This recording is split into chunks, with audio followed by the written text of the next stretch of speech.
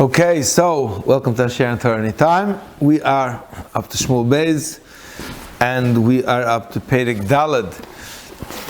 We were speaking about the tragic story of how Avner was assassinated in revenge for killing Esau and the hesped that David HaMelech gave him. And now we're continuing on the story of Ishboishes and the aftermath of Avner being killed. Vayishma ben Shaul ki meis Avner b'Chevron. So Ben Shaul is talking about Ishboishes, and Ishboishes heard ki meis Avner b'Chevron. Vayirpu yadav, and he became weak. His hands became weak. He had no control. His right-hand man left him. His right-hand man abdicated and went over to David HaMelech's rule. Not only that he was killed, and it wasn't clear why he was killed. V'chol Yisrael nivhalu. Everybody was like in a disarray. They were in shock. They didn't know, was he killed by David? Was he killed by somebody else? It's like the leadership just disappeared, and it was turning chaotic. Ushnei anoshim sarei gedudem. You have it inside. Ushnei anoshim sarei gedudem. Those two generals, let's call it, or I don't want to say generals, but maybe sarim, high officials, captains, sergeants. Hoyo ben Shaul.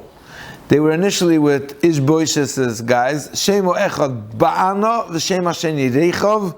B'nei Rimoin ha-be'erosim ibnei Binyamin, ki gam be'eros techoshev al Binyamin. The city of Be'eros is also considered to be part of the portion or of the territory of Binyamin. And they were from that region, and they were two high-ranking officials in the army of Ishboishes back in the day.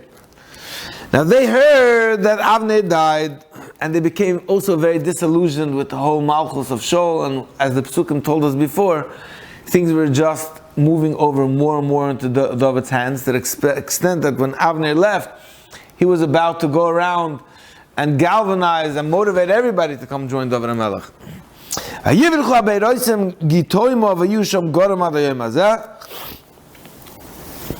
So they went from Gitoimo and they came back to hometown. They came back to the palace of Ishboishes. Now here we're going on a tangent, which is important for later on in the story. Yonasan ben Shaul, remember that who was David's best friend? Yonasan. Yonasan ben Shaul ben Nechei. This is something you never knew. He had a crippled child. You know that? You know that Yonasan had a crippled child? No. Yonasan ben Shaul ben Nechei, he had a crippled child. Ragloim, he was crippled in his feet. What's the story? How did he become crippled on his feet? Ben He was a 5-year-old child when the news came that Shaul and Yonasan were killed. Now when the news hit, and everybody knew that the Plishtim were coming after them, and there was a tremendous fear that the king and his son was killed. His nanny was holding him, and she ran away. Vayehi b'chofza, when she was running lonus in order to save herself.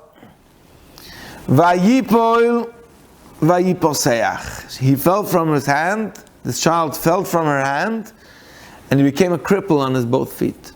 Ushmoy mipi voishes. They called him mipi voishes. So his uncle was Ishboishes. He was called mipi voishes. Now, mipi boishes is some type of a derogatory term. It's something to have with busha, boishes. I saw somebody says it has to do with the Baal. And Ishboishes was not derogatory? Ishboishes was derogatory, according to many Mefarshim. And mipi boishes is also some type. The bottom line was, this mipi boishes was the last anacle of Shaul HaMelech. He was the last Mohican, the last anacle of Shaul HaMelech. And when he became crippled, the simple touch of the tangent of why we're telling you that Shaul HaMelech, that Yonasan's son Mephibosheth comes in over here, is because there was nobody fit to take over Ishbosheth. Right. The only grandchild that was left was Mephibosheth, who was a nephew of Ishbosheth, and he was a cripple, so he wasn't fit. He wasn't fit to be ruler. Anyway, back on the main road. So these two sergeants, these two captains come around town. They come in the middle of the day, El Beis Ishbosheth, to the house of Ishbosheth. It wasn't at night because they weren't afraid. He's taking an afternoon siesta. He's taking an afternoon nap. Now, they come into the house. Back on the story, and they tell the people, the guards, that they're merchants who are selling wheat. They're wheat merchants, grain. They come inside and they catch him sleeping. And they take their spear and they pierce him through the chomesh of the fifth rib. Now this is already the third time that somebody is getting killed through the fifth rib. You remember the other two times? Once was with Esael. One was when Avner killed Esael. Then, when Yoav assassinated Avner, he also went through the fifth rib. And here the third time was when these two people came and they killed Ishbosheth. So the some of Farshim will say that why did they kill him on the fifth rib? Because they were Kroivim from Avner. So somehow this was like, one of these stories where these vigilantes are going after the vigilantes. It's like, so Asael was like killed by Avner in self-defense. Now Yoav came and they killed, and they said, Avner was killed because of Ishbosheth, because Ishbosheth is the one who accused them that he slept with the father's Pelegesh, and that's why the whole thing started, so that's why they got him. Regardless of what it was, whether it was because they wanted to finish off and they wanted to abdicate that the whole Melucha should go over to David, or because they had a personal agenda against him, whatever it was, they killed him. Third time somebody was pierced on the fifth rib. Now it doesn't end over there, it gets much more gory. Oy oy. They came to the home who they cut off his head. They took along his head. They went through the Goyvel Benara Yarden all the night, taking along the head of Ishbosheth. Now, once upon a time, when you wanted to prove somebody died, you actually took off his head. You didn't take a selfie. You took his head. Right. You didn't take a picture. You actually took his head. When they say like off with his head, it was literal. It was off with his head. Or when today you say, oh my gosh, if he'll do that, he'll have my head. Once upon a time when they said he'll have my head, it meant he'll have my head. Right. 4 or 5 people did it to bad people as well, even a lot of times. So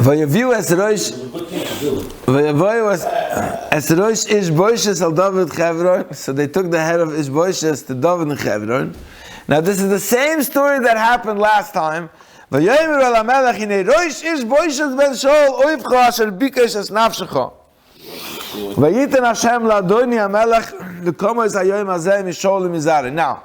is the last time this happened?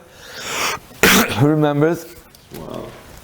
Last time it happened was that this Amaleki, this Ger, who had a son, who was Megayer, who had a son, who killed Shaul, and he came to announce to David that, hey, I killed Shaul.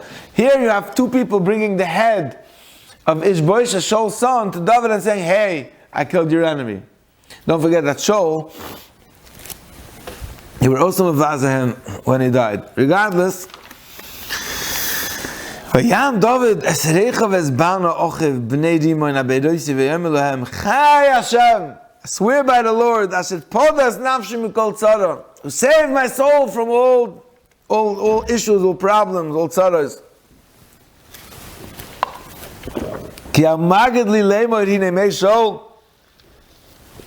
You know that Amaleki, that son of the Ger Amaleki who told me that Shaul died? He looked at it that he was just giving me news. He was just a news bearer. I grabbed him and I killed him. For coming and telling me, giving me like a gift of a besuda that Shaul died, and he seemed like happy from it. He didn't even really kill him because really Shaul was going to die anyway. But he finished it off. And I still killed him. Kolshken, of course, ki anoshim reshoyim like you, evil people like you, you killed an innocent man on his bed. Of course I'm going to avenge his blood. And I'm going to eradicate you from the face of the earth. He told his guys, they killed him. They cut off their hands that stabbed the king, Ishbosheth, his rival king. And the feet that went to tell David and to gloat over the fact of the murder they committed. And they hung him up on the spring that was in Hebron. Now, they took the head of Bosheth and they buried it near the grave of Avner, which was in Hebron. Now, there was also a political intention. That means you see this throughout Nach, that David, on the one hand, he's doing things with Shayoshe, but everything has a political message. The political message over here was same message that he had when he killed the Ger Amaleki. What was the message then? Don't touch a king. Don't touch a king.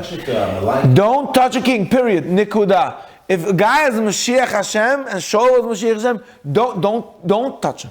Untouchable. Was a king? Yeah? Was a proxy king that Avner made king. So Ishbosheth is Shaul's son. He's a proxy king.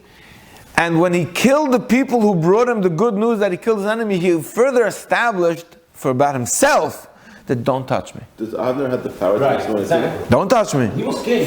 He was king. What? Does Avner have the right to the authority to make him? So that's a question. I was supposed to look it up again, but the Mefarshim talk about it, that Avner held that from a Lashon of the Psukim, that's what Chazal say, that there was supposed to be two kings. One from, there was supposed to be like two Malachim.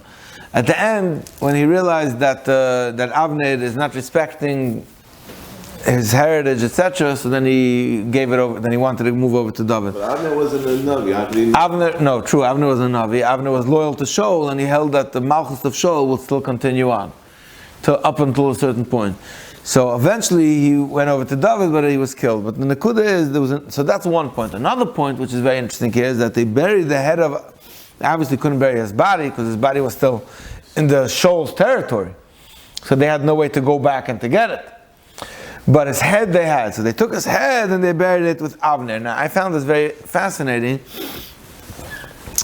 That why did they bury it next to Avner? Because they were close. Because Avner and Shaul were close. But at the end of, because Avner and Ishbosheth were close. But at the end of the game, Avner and Ishbosheth weren't close. Avner ran away from Ishbosheth.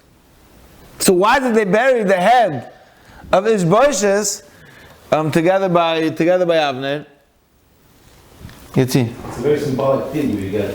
So as I was thinking about it, it was very. I don't know. That's my own idea on the matter. Mm-hmm. That many times you have in life people who are friends for many years. They're close. They're loyal to each other. They help each other. And then something messes up. Something goes wrong. The relationship gets screwed up. It still doesn't. I'm going to give you a mashal. You'll understand where I'm going. I once heard that there's like a therapy where, let's say you're 40 years old, giving you an example. They take you into like a hypnotic session where they bring you into like a trance state, into a hypnotic state, where they have you visualize and imagine as if you're sitting around the table with 40 ages of you. 1, 2, 3, 3. You have already you have Payas. 4, 5. You have Chumash. 10, 12, 13. Already Bar Mitzvah Bachel, 14, 15, 16, 18. You have already beard. 21. You're married. 21. Let's say 40 of you around the table. Now let's say you had an issue. Now let's say you had an issue. You had like a trauma. You had a trauma that when you were 7 years old. Imagine your favorite drama happened to you. So I'm saying your favorite. So what they do is in this therapy is that, could you imagine when you were 7, if I would pull out your 7-year-old you, and let's say your 14-year-old you, you think your 7-year-old you and your 14-year-old you would understand each other? Well, let's say I take your 14-year-old you with your 24-year-old you. You think your 14-year-old you and your 24-year-old you, if I put you together in a room now, are going to be able to communicate effectively? Wow. And if I'll take your 25-year-old you with your 35-year-old you, it's different people. That means who you were when you were 17 and who you were when you're 37 is different people. It's just you're in your mind, you think of yourself as the same person, but you're really a lot of different experiences combined. So they use this therapy that they could take the you who you are now at 40, and they can have you counsel your own 7-year-old inner child and give them a message and explain to him what happened and reframe it in a new way, and you could reconcile. It's a very powerful therapy that they use for people going through different types of traumas and whatever. Real quick, 7 years, our bodies physically, according to science, different technical physical body, constantly becoming. Because of your atoms, right? Because your cells are constantly changing, and in a physical sense. Now, if you come along on this idea, what I got from this story was like this: Avner and Ishbosheth. If you would take the life of Avner and the life of Ishbosheth, how many years were they close? The answer is they were close for most of their life. Most of their lives, Avner was loyal to Shaul, very close. He built Ishbosheth up. Ishbosheth was his man. So, for most of the people sitting around the table, Avner and Ishbosheth were best friends. At the end of the game, something went sour. But the fact that the last year in their lives went sour, the last half a year of their life went south, still doesn't change the fact that for most of their lives they were close. So when they buried the head of the decapitated head of Ishbosheth, they put it together with Avner because essentially for the bulk of their lives they were close. And the fact that something went sour at a certain point still doesn't take away the closeness that you had for all the years. It's a mistake that people have, that because you had a relationship with a person for 10, 15, 20 years, then something went south. Now because of that, it's over. It could be it won't continue on, but it still doesn't take away that there was 20 years that you were close with this person. That stays. That reality still remains. I found it very interesting. It's like an example over here that even though at the end of the game, Avner and Ishbosheth were in a fight, and Avner was upset at Ishbosheth, and he ran away from Ishbosheth, they still buried Ishbosheth together with Avner because for the bulk of their lives they were close. Yeah, okay, but at that point already, Ishbosheth is dead and Avner is dead. But I found it interesting that the fact that a relationship went sour, they still understood that these two people belonged together, even though they ended up in a fight. It's interesting. All true. Anyway, whatever happened, the closeness that you had at that point was real. Vayavoyu, we're up to Perek Hey. What we got to do is choose out the kid that we want. Tell the other kid. So that's on the therapy trip. Well, no, I was stuck. Yeah, l'chaim. But it's a good trip, l'chaim. What's this therapy called? I don't remember. It's called now. Shmuel Beis. It's called the Navi You Never Knew. Vayavoyu culture to Israel. Anyway, we're up to Perek Hey, Rabbi Yisai.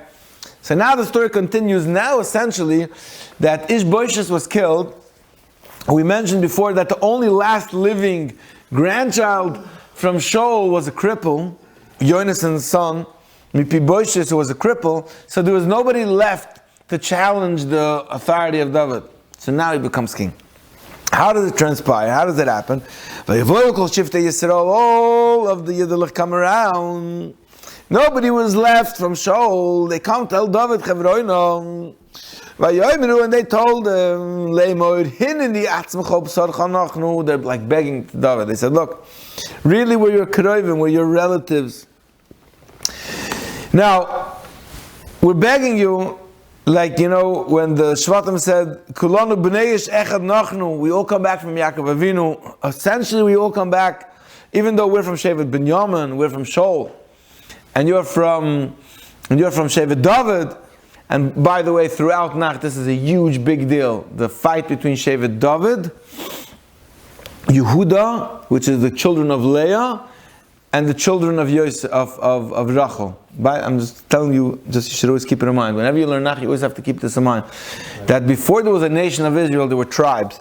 So there was divided in the tribes of Bnei Rachel, the tribes of Bnei Leah, and they're constantly fighting.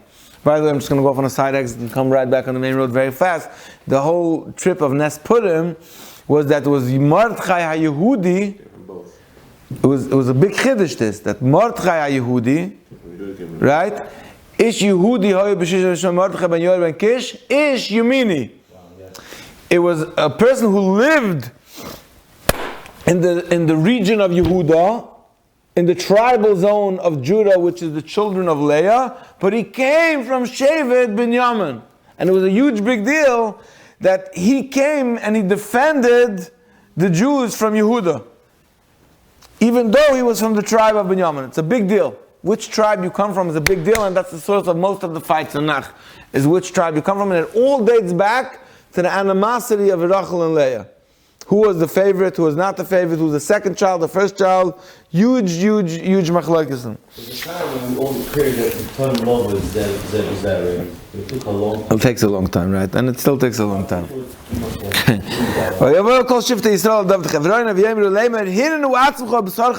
We're really your cousins. We're really your besarcha because we're all eniklich from Yaakov Avinu. Gam Esmel, Gam Shilshon. Even when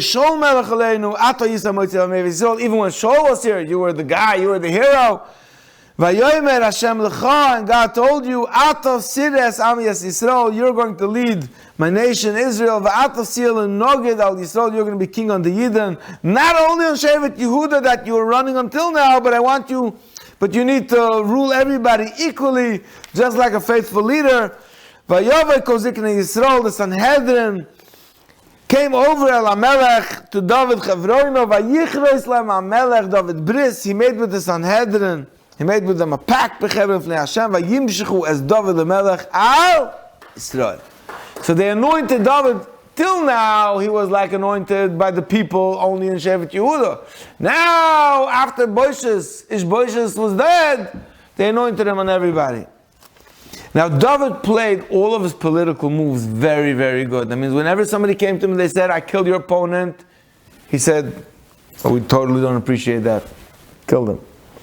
Whenever they came to badmouth Shaul, he had opportunities to kill Shaul. He never did. He always respected the past. He always trusted. The secret was that he knew he was the Mashiach Hashem. This is a very important also component. David knew that he was anointed by God. Therefore, he knew that he's going to make it. He knew that he's going to make it because God said you're going to make it. So whenever people tried to oppose him or tried to badmouth other people, he said, it's okay, I'm going to give it back to Hashem to take care of. Things that like that you wouldn't do. Like this is very progressive. Everybody did it, the heads and everything, but he didn't. It's not. It says in Moshe Rabbeinu everywhere that we're not supposed to do all these things. David, we're not supposed to. David, you'll see in the next Pedic. David, it's Mamshe Gaval story. David's a Gaval story. Now come on the next story and you'll see how David was. Again, David is a tzaddik. All people, Shaul HaMelech, everyone's a tzaddik. But just as far as the story goes, and the message of the story, he's a great tzaddik. Again, Chazal said the most Gaval things, but in the story, the reason why it's easy to identify with David is because he's a great tzaddik that goes through much human suffering and much human failings the way we do. So it's easy to connect with him. Ben Shloshim Shana David b'Malchoi. David HaMelech was 30 years when he began his melucha. V'arboim Shana Molach. He was 40 years total a melech. B'Chevron Molach al Yehuda Sheva Shana v'Shish Chadashim. In Chevron, when he was only on Shevet Yehuda, he was 7.5 years. And the rest of the time,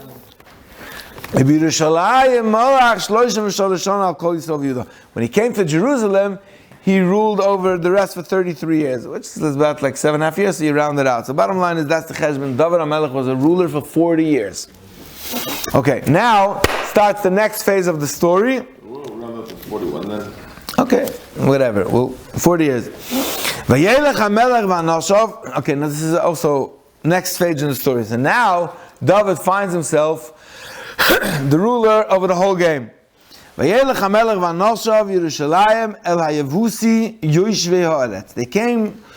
Yerushalayim, and in Jerusalem there was Eineklich from Avimelech. They were called the Yevusim, a nation called Yevusim. Eineklich from Avimelech, Avimelech from the times of Avram. Yoshvei Haaretz, who were living in Yerushalayim. Vayomer David Leimer. So the Yevusim told David, you ain't coming here to conquer Jerusalem. Only if you will remove the blind and the lame. So, I didn't wonder what this means. So, this is the Pashup Shat, and then this is how the way Chazal understand it. The Pashup Shat is, they were mocking him. They were saying, you're not coming in here until after you remove all the blind and all the lame people. That means you're so weak, you're such a loser, that you're not even going to be able to remove the blind and the lame people from here. So when you're done with the blind and the lame, we'll talk to you. Come back to us after you dealt with the blind and the lame. Chazal understand it, that the blind and the lame was that Avimelech, there was a big issue over here. Avimelech made a deal with Avraham Avinu.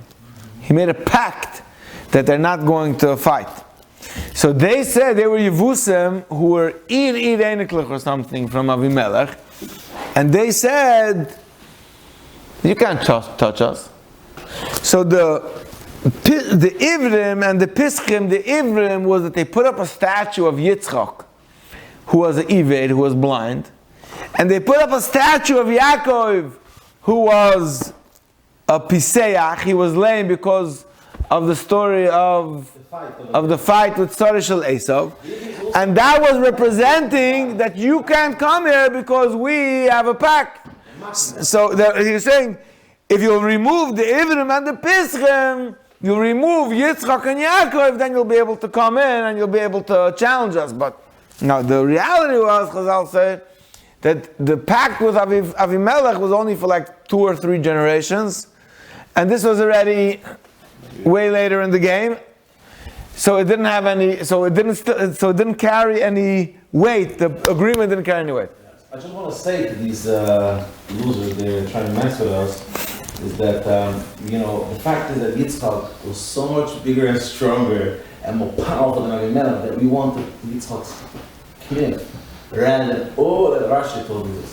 So I'm just like, for the record, you guys. You're on the record. You're on Yitzchak's side. My friend, okay? Maybe the last few years, Isa was able to infiltrate. You know how it goes. Yitzchak was a king. Thank you for listening.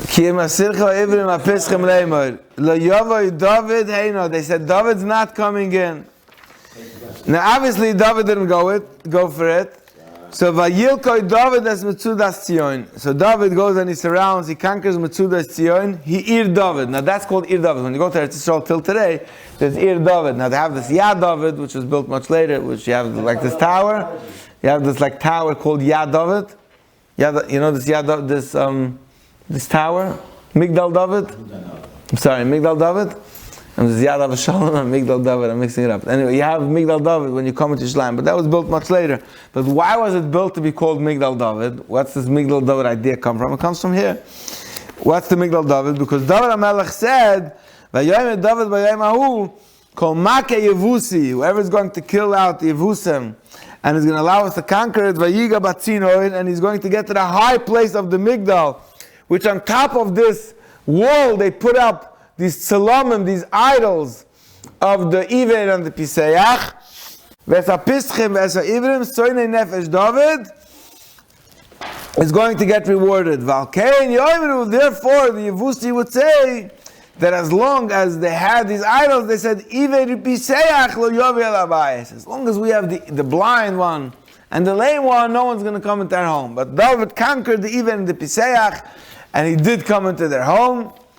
Vayeshev David b'amtzudo vayikra le'ir David. So he conquers these things, he gets rid of, he doesn't let himself be manipulated by old pacts, old agreements which were expired, takes over the place, and it was called Ir David. And that's what we call Ir David till today. Harabayis is an Ir David. Vayiven David Savav ben Amaloi, he builds himself homes, uboiso. Vayelech David holech v'godl, he's becoming very great, very large. Vashem alekei tzivokos imoy, and God is with him. And this is a very, very important line, the next line. Vayishlach Chira melech tzor malachim el David. Va'atze arozim. I'm sorry, the next pasuk. But anyway, Chira melech tzor malachim sends to David va'atze arozim v'chorshe eitz v'chorshe even kir v'yivnu bayis leDavid. They built him a palace. They built for David. Could you imagine David, who started off being rejected, scorned, chased away from his shved, his wife was taken away, he gathered with a band of 400 Meshuguim, he fought the Pelishtim, he was taken advantage of, he went through all these hardships, how many times Shaul tried to kill him, his shved, how many times he was benevolent to them, everything that he went through. Now they build him a beautiful palace, and he would have been the typical rags to riches story. Like he would have been the movie of the rags to riches. This boy, he started being successful, then he was plunged down into the depths after he killed Goliath. The story of David starts off that when they anointed him, he was Oid Yesh Echad B'Sadeh. Nobody even called him. He was left in the field being a shepherd. Later he kills Goliath, he starts going up. He ends up getting the king's daughter. Wow, life is good. He gets chased away. He crashes mamish until the bottom.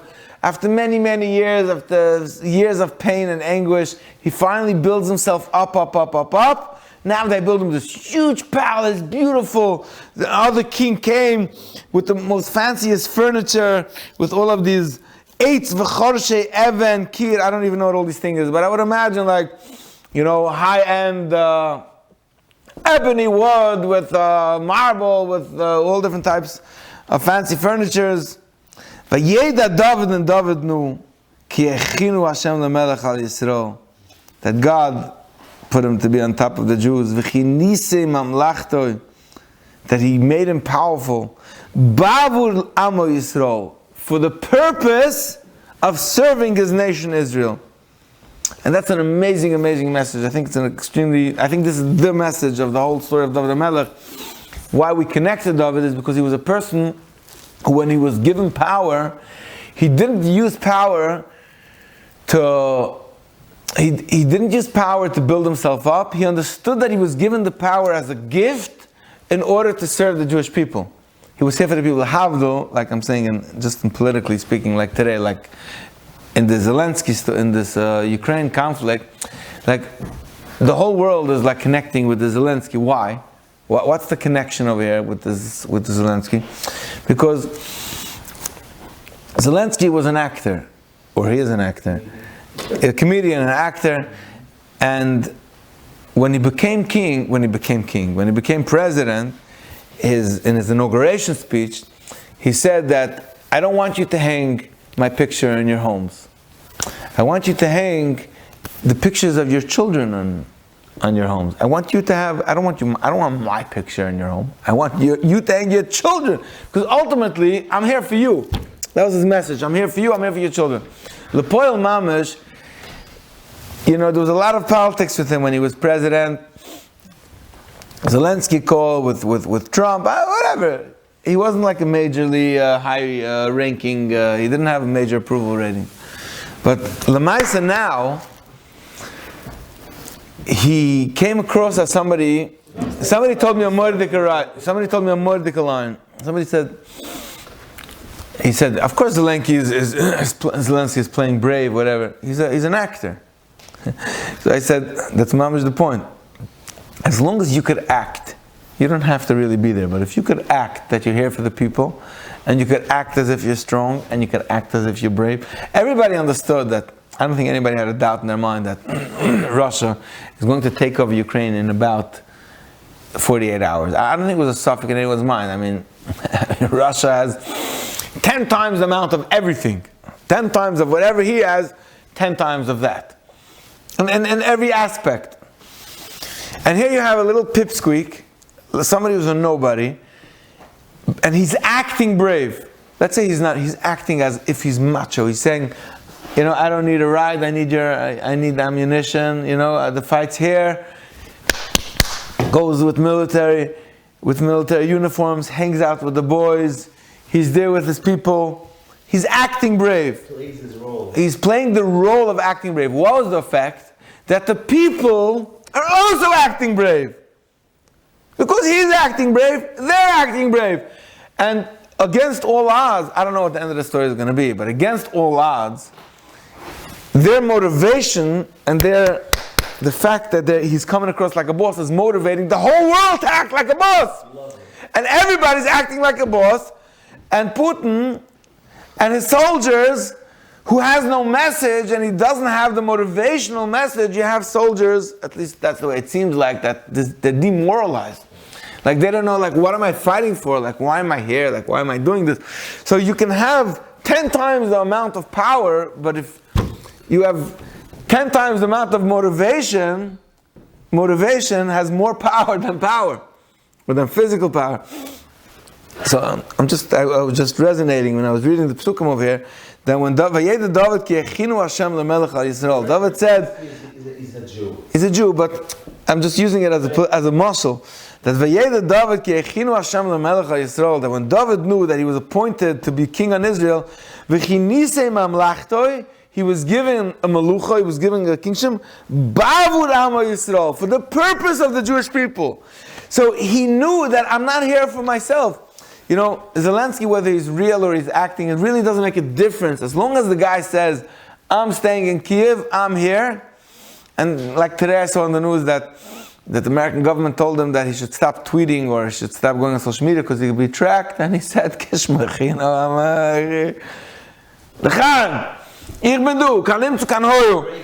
I'm staying here, his family's staying in Ukraine. Now people were said, oh, maybe he's doing on a set, maybe he hid somewhere, he's doing on a set, maybe he ran away. So he invited CNN and said, come to my bunker, I'm right here. Ich bin du. When you act powerful, you inspire other people to act powerful, and that's powerful. What's powerful? Acting powerful. But you have to remember that I'm here for a purpose. That you're here for a bigger purpose, for a reason. He took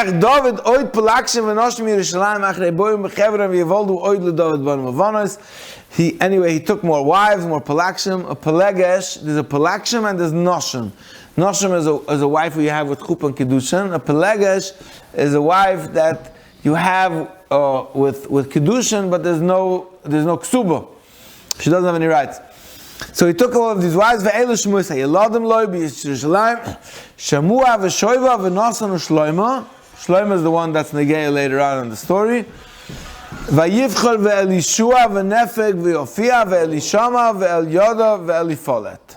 Anyway, he has all of these kids. Because the bottom line is, the point is that he's building up his empire. Once upon a time in the ancient world, one of the ways how you were powerful, you were a king, you had a bunch of wives with a bunch of kids, and that's how you expanded your tribe.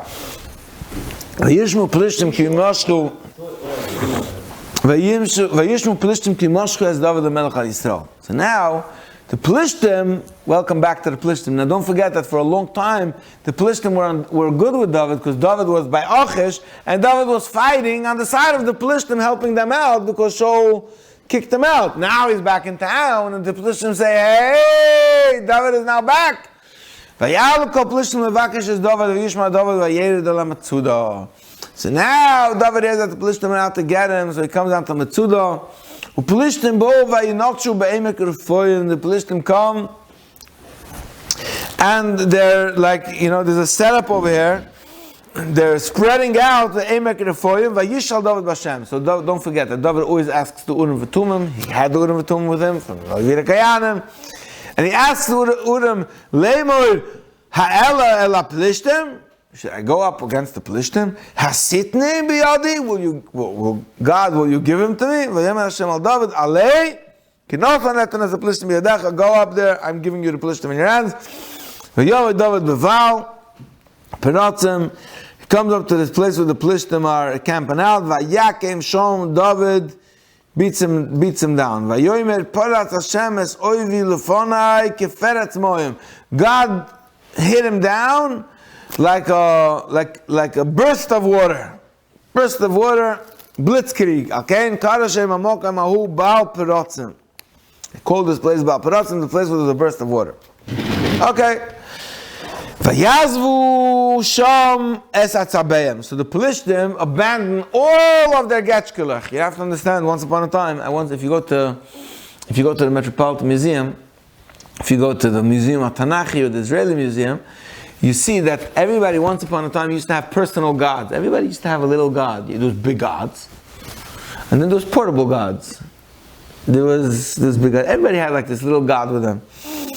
You could see them. It's very interesting. I always like going to the museums. They needed something physical to recall. You had a Vayazu Sham Es Atzabeim Vayisaim David Vanoshev. So David goes and he destroys them. He burns them to a crisp, pulverizes and burns all of these idols. Vayisifu Oida Plishtim La'alos. And now, oh, you messed with my idols. We're gonna get you. Vayinachu Be'emek Refoim. So now they spread out again in Emek Refoim, and now they're geared up for battle again. Now the rule is that whenever people go through a battle, when you lose one time, you learn from your mistakes, and you come back a little smarter. That's usually how it works. Vayishal David Bashem, and David asked Hashem, Vayomer Lo Yisala. He asked God, should I go up against the new battle? And God said, no, Lo Yisala. No, don't go up. What should I do? Go behind them. He gave them a military strategy. Now that they're expecting, they know how you fight, now you fight different. You don't do the same thing again. Now you do the next way. Now you go from behind. Go through the willow trees. Now behind where they're standing, there's willow trees. You sneak out, go behind, get to the willow trees where they don't see you. I'm sorry. I went off. I'm sorry. When